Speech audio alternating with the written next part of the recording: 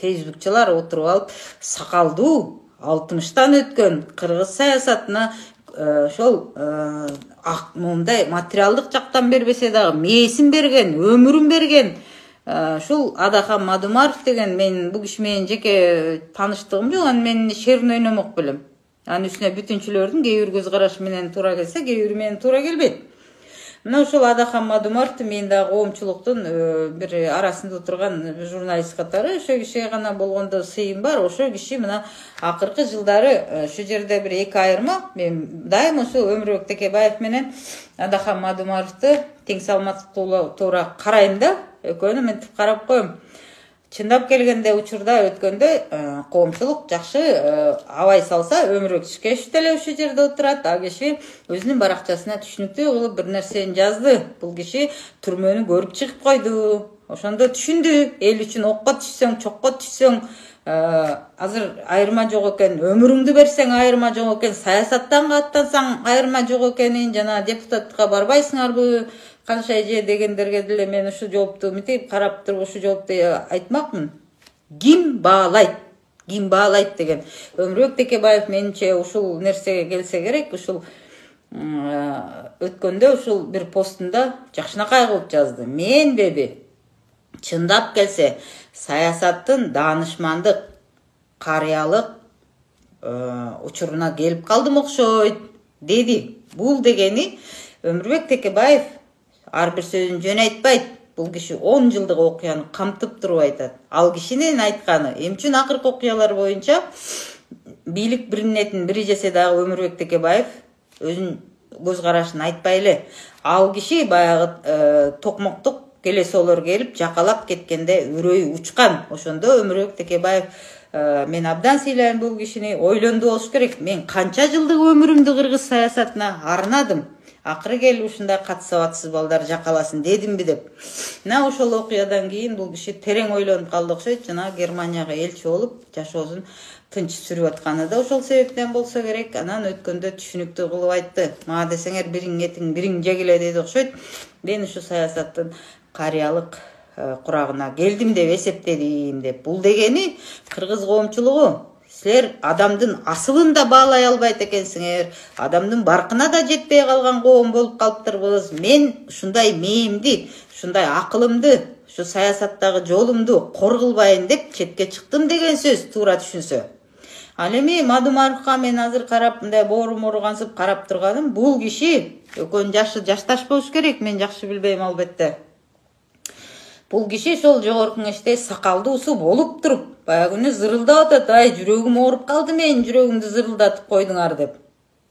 Бул киши эме кылбаса деле болот. Чындап келсе, ой, бириң өлүп бириң кал деп басып кетсе болот да, бул киши анткен жери жок. Азыр ушул пайгамбар жашы деп коебуз, ошого келип калган курагын садага чаап, дагы эле элге түшүндүрөйүн деп атат. Араңарда отургандар кайра эле каргап шилеп отурасыңар, сагызган деп. Уялыш керек да, атаңар менен тең болуш керек ошо киши.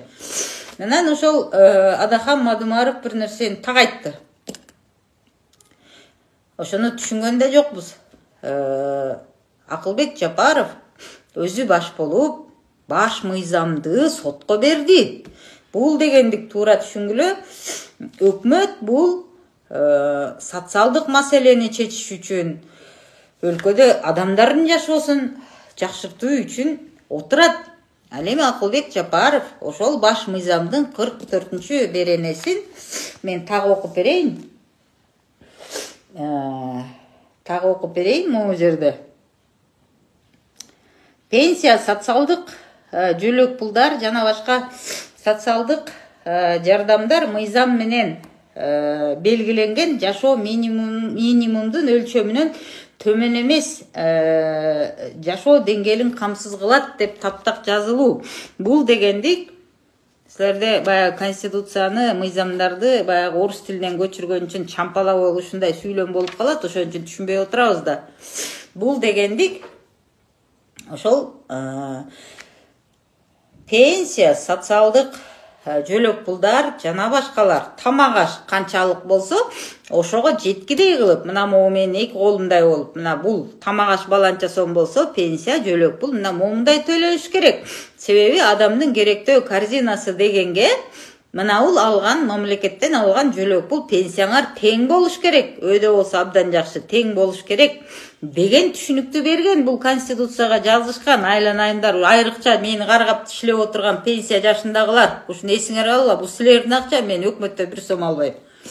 Мына ошол нерсени Акылбек Жапаровдун өкмөтү сотко берип атат. Биз дейт, мындай жөлөк пул пенсия төлөп бере албайбыз. Биз мүмкүнчүлүгүбүзгө гана жараша төлөп беребиз десе, уяты жок, конституциялык сот муну кынтыксыз аткарылууга жатпайт деген чечим чыгарып берип койду. Бул дегендик өкмөт туура айтат. Акчасы жок болсо өлүп кетеби деп. Мына Акылбек Жапаров өзү айтпады өкмөттөн.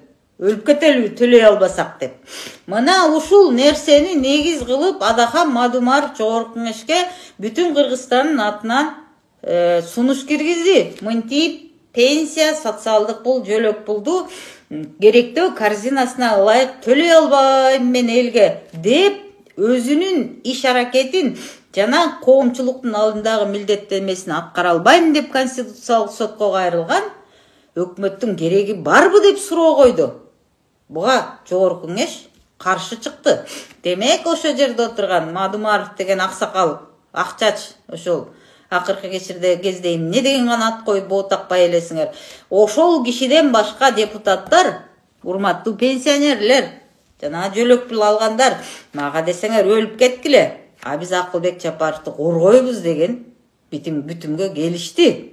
Муну ушинтип чайнап бербесе, өтө ушул ары түшүнбөгөндөр дагы көп болуп атат. Эми ушуну менен мен жыйынтыктайын. Өзүм деле чарчап кеттим.